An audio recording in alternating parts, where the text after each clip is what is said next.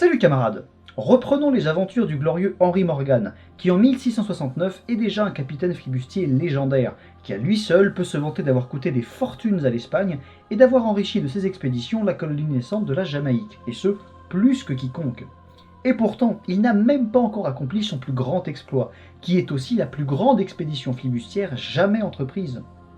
Rappelez-vous ce qu'il a, selon la légende, promis au gouverneur Juan Pérez de Guzmán en 1668 lors de la prise de Portobello, qu'il viendrait un an plus tard lui montrer à Panama comment se servir d'un fusil. Bravade folle d'un orgueilleux pirate qui prétend s'emparer d'une des plus importantes places espagnoles des Amériques. Et pourtant, en 1671, certes un petit peu plus tard que prévu, l'impétueux Morgan mit bel et bien à sac la richissime Panama. Et vu la suite, pour sa légende, il aurait mieux valu qu'il y meure.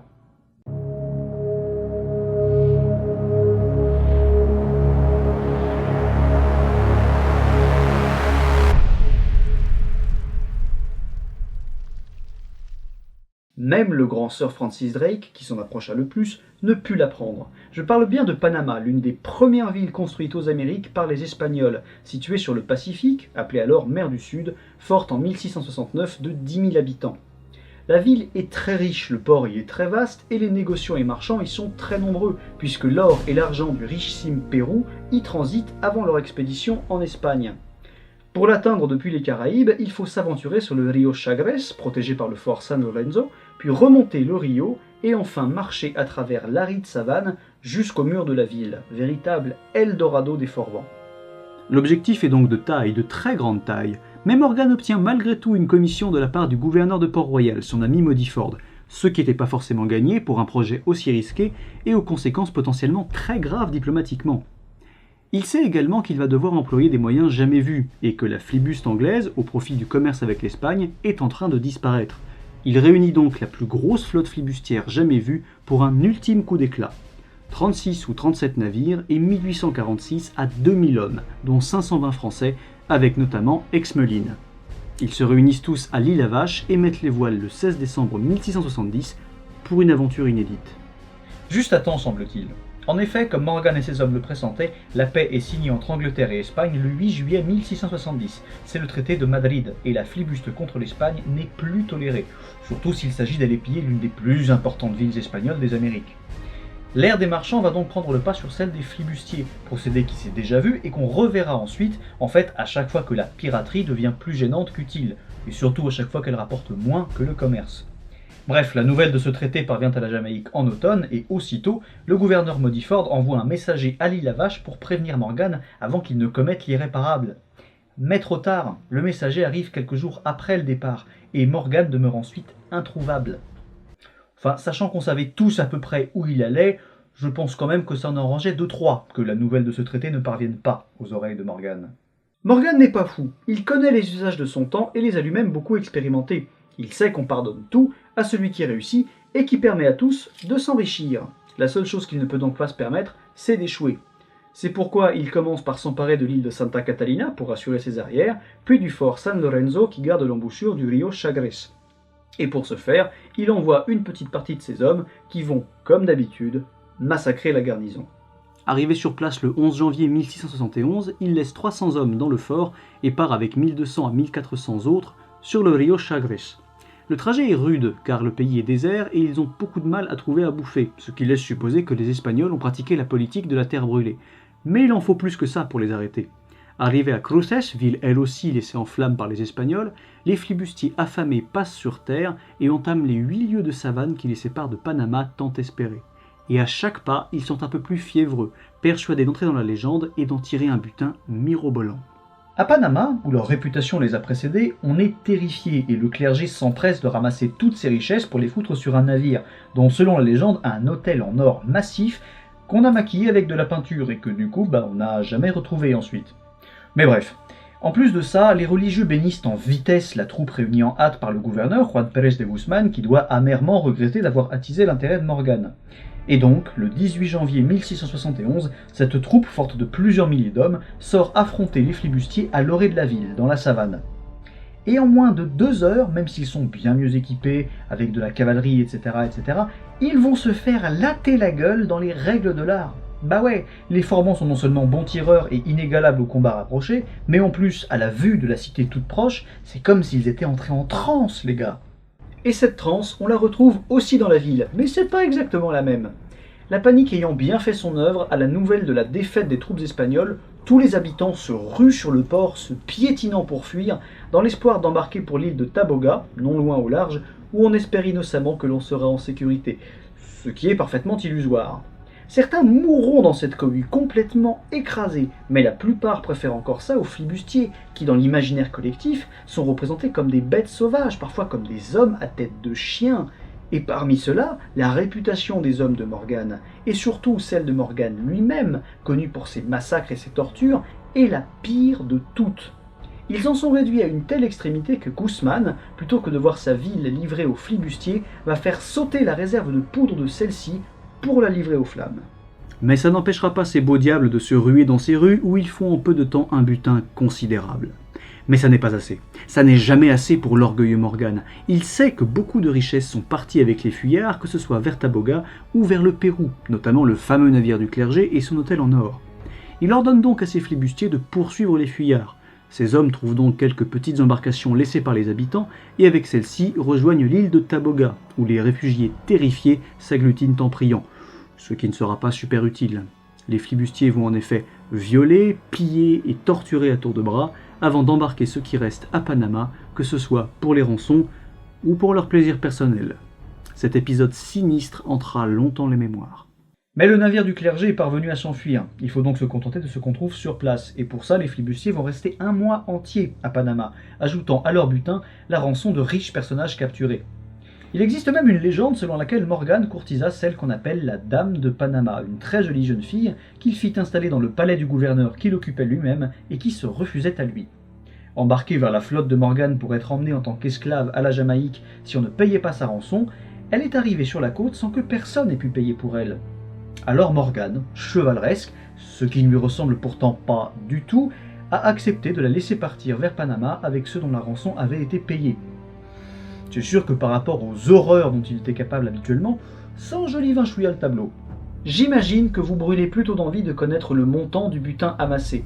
Eh bien, les estimations varient entre 400 000 et 750 000 pièces de 8. Je rappelle pour info que l'expédition de Maracaibo de François Lelaunay n'en avait rapporté que 350 000 et était déjà considérée comme un énorme succès. Mais le problème, c'est qu'il reste peu après le partage, même si la somme de base est énorme. Bah ouais, entre les parts du gouverneur, du capitaine, du roi, du chef de l'amirauté britannique, etc., puis la division par le nombre de marins, eh bien ça ne fait qu'à peu près 50 pièces de 8 par tête. Donc à peu près la même chose qu'à Puerto Principe, qui était pourtant considéré comme un échec. Donc bon, on peut encore se dire que c'est aussi le prix à payer quand on réunit autant de marins. Mais le vrai problème dans tout ça, c'est que beaucoup disent que Morgane a pris plus que sa part. Oh bah rien de très étonnant, on est tous d'accord pour dire que ça ressemblerait bien au roublard gallois. D'ailleurs, comportement un chouïa suspect, il se taille avant le reste de sa flotte. Certains flibustiers français sont d'ailleurs tellement convaincus de sa culpabilité qu'ils envisagent même de l'attaquer, mais trop tard. Bref, sa réputation en sort donc terriblement entachée, et on considère généralement que sa descente aux enfers commence ici. Mais on peut dire ce qu'on veut, cette ultime grande opération flibustière anglaise est un coup de maître sans précédent, et elle consacre définitivement sa légende. Il est accueilli une fois de plus en héros par la population à Port-Royal, et même par le gouverneur Modiford en personne, qui malgré le traité de Madrid copieusement violé, le félicite. Mais justement, voilà quelque chose que Morgane et son associé Modiford n'avaient pas prévu. Une telle violation ne peut pas rester impunie, et cette fois-ci, la réussite de l'expédition ne suffit pas. Molina, ambassadeur d'Espagne à Londres, demande des comptes au roi Charles II pour ce sac éhonté d'une grande ville de l'Empire espagnol qui a eu lieu en pleine paix. Il faut donc des coupables. Or, au même moment, affluent déjà des plaintes contre Morgane et Modiford qu'on accuse d'avoir trafiqué leur part du butin. Certains disent même qu'ils ont escamoté la part due au roi et au chef de l'amirauté. Cette fois-ci, c'en est trop. Le roi envoie Sir Thomas Lynch, un ancien fonctionnaire de Port-Royal qui est un ennemi fervent de Morgane et Modiford, pour arrêter le Forban et son protecteur. Si Modiford, ami de toujours de Morgane, est arrêté et embarqué pour Londres le 22 juillet 1671, Morgane est un poisson autrement plus compliqué à choper. Il reste excessivement populaire malgré le partage inique dont on l'accuse, et ceux-là même qui le maudissent dans les tavernes l'admirent toujours autant, et seraient même toujours prêts à mourir pour lui. C'est pourquoi il faudra attendre le 4 avril 1672 pour qu'on l'embarque à Londres. Et encore, à ce moment-là, il y en a encore beaucoup qui pensent que c'est pour recevoir les félicitations royales. Mais cela dit, malgré le procès qu'on veut leur coller, ni Morgan ni Modiford n'ont en effet vraiment eu à se plaindre. Vite libérés en attendant leur procès, ils vont vivre comme des rois dans le Londres de la Restauration, fréquentant tout le gratin, tissant des liens solides avec les puissants, et ce sans doute même avec le roi, ce qui ressemblerait bien aux rusés gallois, et qui a sans doute dû aider pour la suite. Car en effet, 2 ans plus tard, en 1674, le procès, opposant en quelque sorte le nouveau monde marchand à l'ancien monde flibustier, a enfin lieu. Et c'est une farce. Morgan, le sanguinaire, le pillard, le violeur, le voleur, mais aussi le rusé, le populaire et l'intouchable en sort chevalier et sous-gouverneur de la Jamaïque, avec pour mission toute particulière de désarmer les trop nombreux flibustiers faisant de l'ombre au profit des marchands. Un comble dont il s'acquittera évidemment à sa manière. Modiford, lui, s'en sort avec le titre de chef de la justice de Port-Royal, autre comble révélateur des magouilles du temps, tandis que ce pauvre Lynch, lui, gouverneur depuis leur départ, fidèle au roi et à la justice, est destitué. Voilà. Ah, c'est sûr, il l'aura mauvaise. Mais c'est loin d'être son dernier mot. C'est ainsi qu'en 1675, Morgan rentre à la Jamaïque en tant que sous-gouverneur. Mais n'imaginez pas que c'est beau à voir pour autant. Ce n'est plus le jeune, brillant et héroïque amiral des flibustiers qu'il était. Les fêtes londoniennes l'ont engraissé et son alcoolisme déjà bien amorcé avant se lit désormais clairement sur sa gueule. C'est une épave. Mais bon, quelque part, peu importe, puisque sa place désormais est dans la politique derrière un bureau et non plus dans la flibuste sur un navire.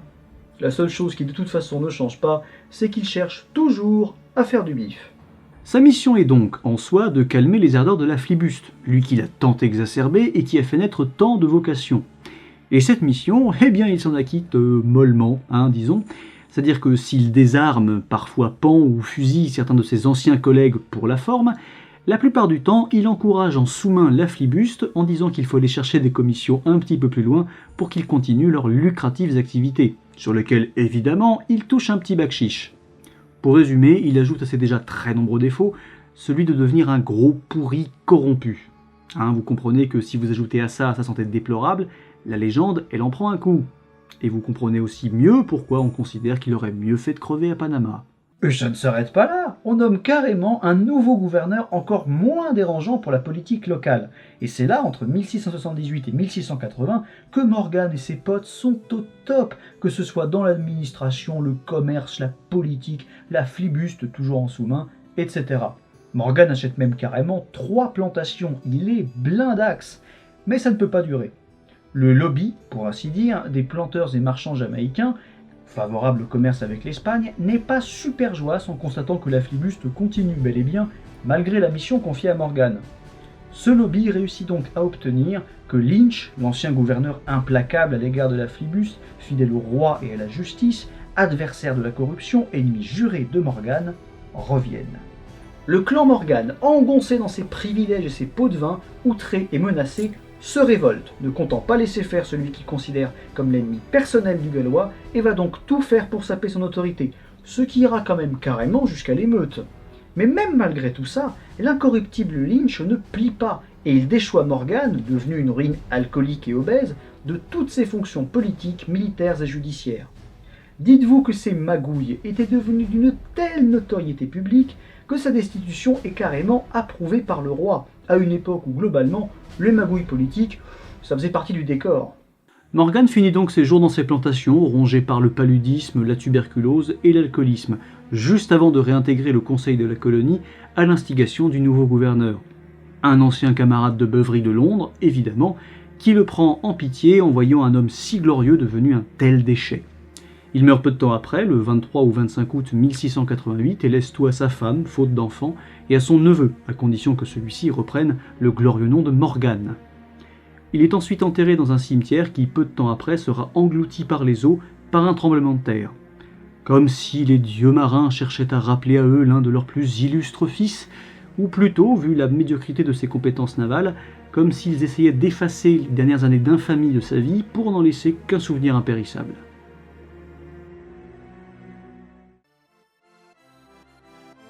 Merci d'avoir regardé cette vidéo jusqu'au bout, j'espère qu'elle vous a plu. Comme d'habitude, n'hésitez pas à venir en discuter dans les commentaires ou sur les réseaux sociaux. Évidemment, comme d'habitude aussi, un énorme merci aux tipeurs.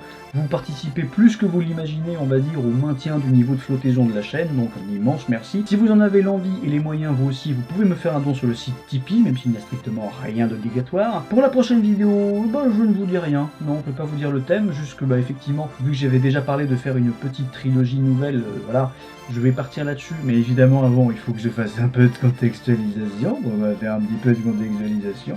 Je pense que ce sera la vidéo du mois d'avril. Amusez-vous bien, portez-vous bien et big up. On se voit bientôt.